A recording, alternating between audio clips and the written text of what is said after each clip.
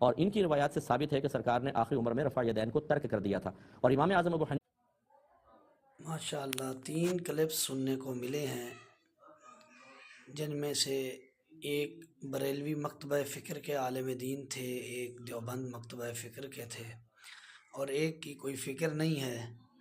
وہ اپنی مرضی سے کام کرتا ہے، انجینئر مرزا محمد علی جہلمی۔ لیکن یہاں جو 2 اشخاص پہلے گزری ہیں مختلف مکاتب فکر سے تعلق رکھنے والی، انہوں نے تقلید کی پٹی نہیں اتاری، بلکہ تقلید کے اندر اندھے ہو کر رسول اللہ صلی اللہ علیہ وسلم کی صحیح احادیث سے اجتناب کیا ہے اور ان کا مذاق بھی اڑایا ہے۔